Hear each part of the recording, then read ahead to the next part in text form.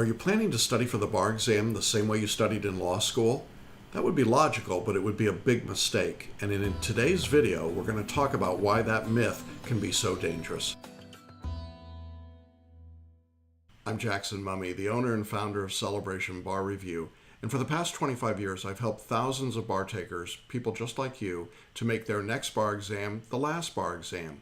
If you want to know more about how we do that, check out the links on this page after this video. We're continuing our countdown of the top 10 myths that surround the bar exam. And today I thought it might be appropriate to consider the difference between law school exams and the bar exam. And what got me to thinking about this is that even though as I'm recording this, it is not finals time yet, it seems like I'm hearing from students who are saying, well, I'm about ready to get started on finals. And I'm thinking to myself, finals? You just started the semester. It seems like it's instant. And it brings back a raft of memories and emotions for me. Maybe it does for you as well if you've been out of law school for a while. But you know, it's intellectually and emotionally a very different kind of experience for a law school exam than it is for the bar exam. And so today what we want to talk about is whether or not what worked for you in law school, or what is working for you in law school if you're still there, will actually work on the bar exam itself. The short answer is no. They're two entirely different tests measuring two entirely different things. Now I want to try and break down why this myth can be so dangerous. If you were successful in law school, and by definition, if you graduated, I'd say you were successful. It is normal and natural to say, well, I'll just keep doing what worked for me the last 3 or 4 years or 5 years, whatever it was, and I'll apply that to the bar exam, and then I should be successful as well. Interestingly enough, some of the best law schools in the country actually have some of the worst bar pass rates because their students have a difficult time making the adjustment from the hyper-intellectual environment of a big box law school to the more practical environment of the bar exam. I'm not suggesting that the bar exam does not require intellectual skill. It certainly does. But actually what it requires are different skills than you needed for law school, and that trips up an incredible number of people. So let me give you some ideas about why I would say that. First of all, in law school, you have only a single audience. You've got the professor that's teaching the class. That's the person that gave you all of the information. That's the person that, at least theoretically, is going to be grading your final exam or your midterm, whatever it might be. Now, as a writer, it's actually pretty easy when you've got a single audience to target right into them. And if it's someone that you've been talking to for 18 weeks or longer, you should have a sense of what's important in their world. If you were in my class, you would learn very quickly that I'm very much focused on facts and arguments and not so much on memorizing law. And so if you gave me a final filled with memorized law, you wouldn't get much credit for it. That's a pretty easy call to make. Now, by extension, you might have a professor that says every day in class, I don't care about the facts, just cite the law or give me a statute number. Okay, that's what they want for their class. And so you create your outlines, you prepare accordingly, and you write your exams accordingly. But now the bar exam is very, very different than that. A lot of people think that the bar exam is written and graded by academics. That's not so. It's actually prepared sometimes by academics, but graded almost exclusively by non-academics.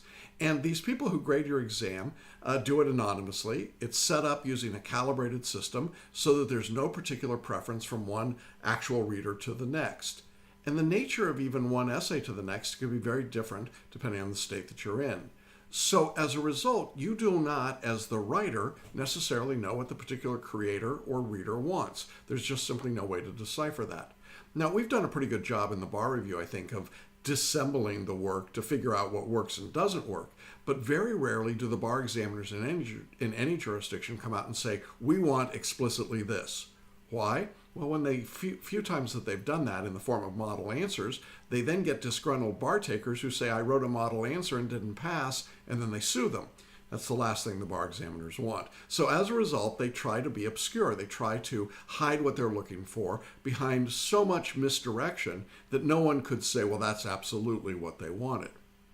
Now, when you've got that situation, when you don't know what your reader really wants, you might say, well, I've listened to what the bar examiners say they want, or what somebody told me they said they wanted, or I took a class from somebody that was a bar review reader or grader, like that's some big deal. And trust me, it's not. It's a $3.25 an hour side hustle. That is not the way to get the information that you need. And the problem is that what the examiners talk about is so unclear as to how to give them exactly what they want based on their information that it's easy to become literal. So that, for example, when the bar examiner said, don't repeat the facts verbatim, some people take that to mean don't use any facts at all, and that would be a mistake. So finding your audience, figuring out your audience is much more difficult than you might initially anticipate when it comes to the bar exam. And that's why you really need to trust your bar review when it comes to that. A good, competent bar review has already done the reverse engineering to figure out what works and what doesn't work, and that's what you want to be aware of. So that's the first difference, it seems to me, between law school and the bar exam, is who your audience is. The second huge difference, at least in my mind, is that in law school, we spend an entire semester or longer studying that one subject, and you now have a test that will focus just on that one subject, and the detail that comes with spending 18 or 36 weeks learning that single topic. Now that requires a level of proficiency and expertise, and it develops a deeper level of understanding for the subject than any bar exam ever tests for the same material. Remember that at most a bar essay question would only be 1 hour if it's a test like in Florida, but it could be in the UBE a 30-minute question or a 45-minute question. And so by definition, it simply cannot go into as much depth. And this is particularly true on the UBE. It's not even a state-specific question. Therefore, it doesn't require the expertise that you needed for law school. Remember, this is a proficiency exam. It's a competency exam. And the point here is simply to show that you understand the basic concepts, the basics of the subject. Now, what that means in terms of how you write an essay answer is that you're going to be expected to give the general outlines of how you would use the law. You will not be expected in most jurisdictions to cite case names or statute numbers. You're not going to be asked to recite rules verbatim. There is no bar exam administration that I'm aware of that says we want you to memorize and recite the rules. This simply doesn't happen.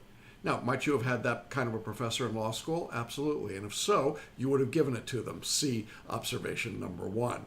But you're going to be asked to look at the possibilities in a bar question and write about those possibilities under time conditions.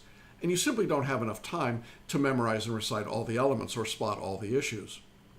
It's not uncommon to get an essay topic on the bar that goes over multiple subjects even within one single question. And if so, you're going to give even less attention to either of those specific subjects or the 3 subjects or 4 subjects that might be tested.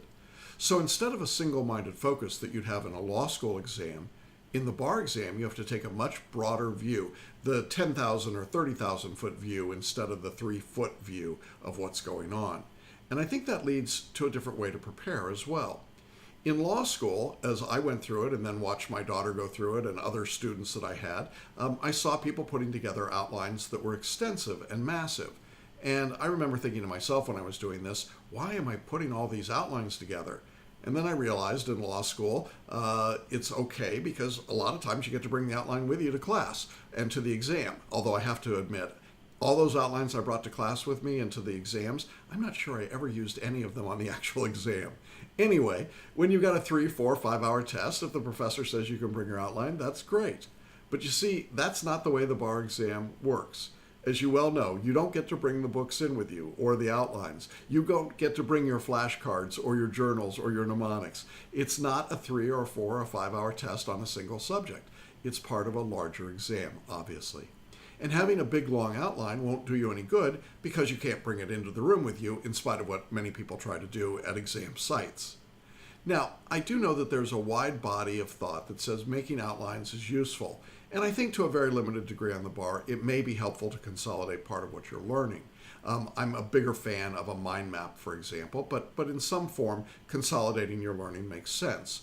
And whenever you can condense or coalesce or bring information together, that's a good thing.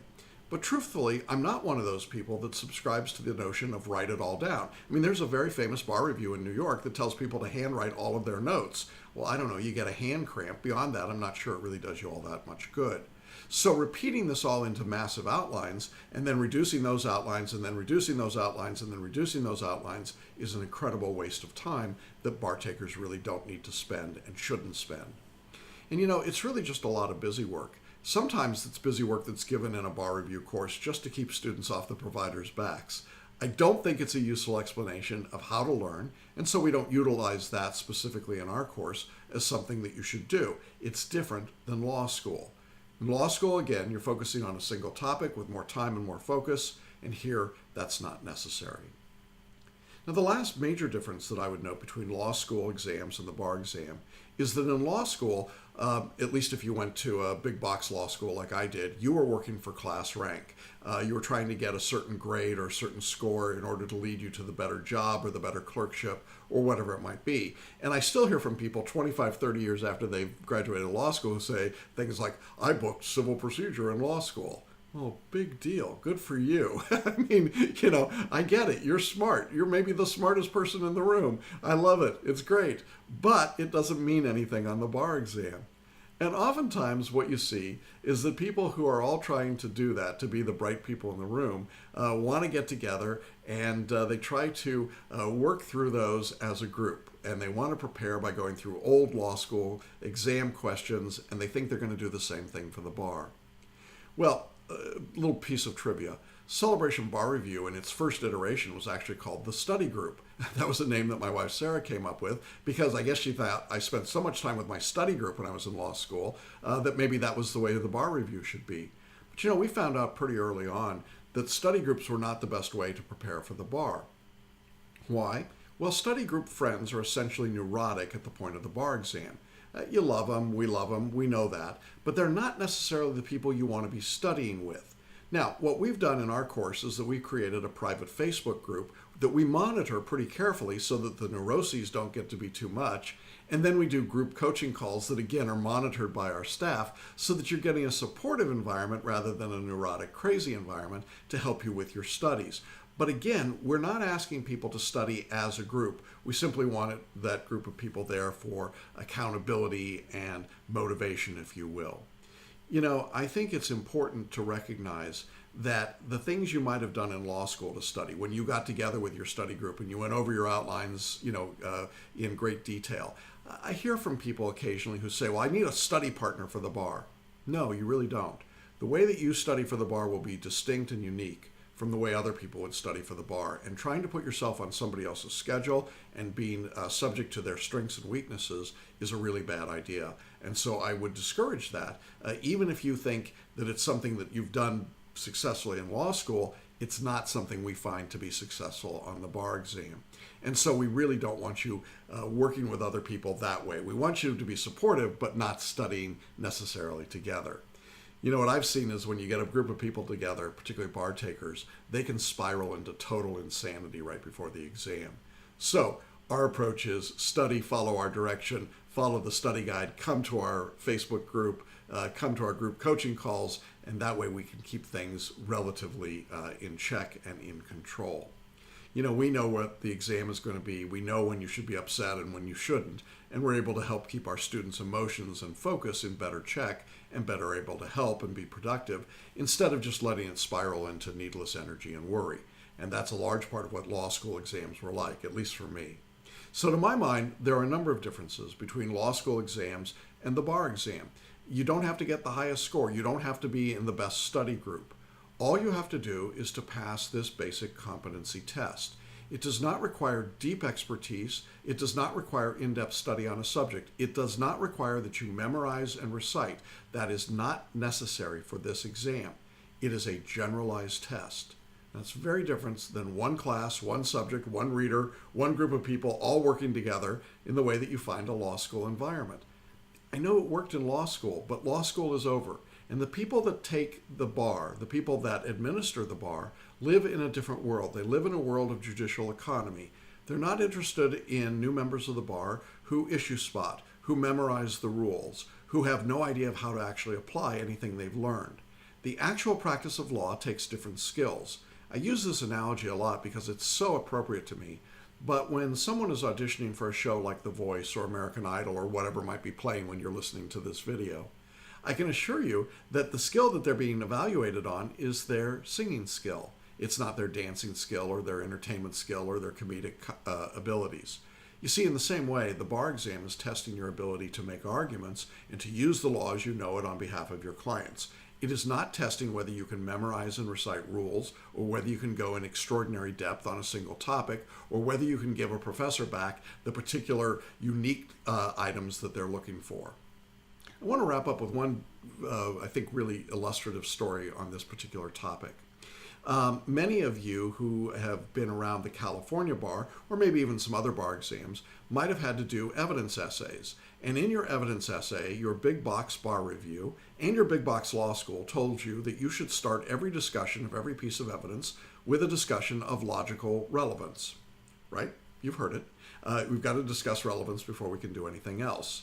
Now, you might have at some point in your life stopped and said, wonder why they want me to do that, because it seems kind of odd, doesn't it? I mean, if you were in a courtroom, you wouldn't stand up and say, I have an objection to make, Your Honor, but before I do that, let's discuss the relevance of this evidence. That's crazy. Nobody would do that, right? So why do they do it on the bar exam? Well, they don't. What happened was that in the early 1970s, one of the big box bar reviews hired a law professor to teach evidence. This particular professor had a unique characteristic in which they said that every one of their students should discuss relevance before they went into any discussion of anything else on their finals. And that's the way the professor taught that particular subject for that bar review. Well, that bar review was big, and a lot of people took that course, and a lot of people then went out and taught more, and kind of like an Amway experience, before anybody knew it, that's how everyone was teaching evidence. Well, eventually someone came along and said, well, why are you doing it that way? And nobody knew why. It brings to mind the Zig Ziglar story. Zig was a famous motivational speaker, and he told the story of coming home early in his career one time from having spoken at a county fair. In compensation for having given a speech, he was given a pork roast. And it was the full roast, and he brought it home. And he'd only been married a couple of years. And when he brought it home, the first thing his wife did was to chop off the back third of it. And he was stunned. He was shocked. What are you doing? He said. And his wife said, well, that's the way my mom always cooked these. And Zig said, I don't understand. Why? And she said, well, I don't know. And he said, well, get your mom on the phone. I want to ask. So his wife called up his mom and said, Mom, Zig just brought home this roast. And first thing I did, just like you always did, was cut off the back third. And he wants to know why. And so I'm calling you. And Mom says, well, I don't know. I did it that way because my mom did it that way. But as it happens, Grandma's here with me today. We'll get her on the phone. So they get Grandma on the phone. They tell her the story that Zig's brought home the pork roast, chopped off the back third, his wife has. She did it because her mom did it that way. Her mom did it because Grandma did it that way. And they said, Grandma, why did you do it that way? And she says, I don't know why you guys do it that way. I did it because that's the only way it would fit in the pan. There's a lot of fit in the pan kind of thinking around the bar exam, and most of it comes from law school. Look, don't be that person. Don't be the person that thinks that what you have to do on the bar is what you did in law school without knowing why it was being done. If you can avoid that myth, you're going to go a long way to being successful.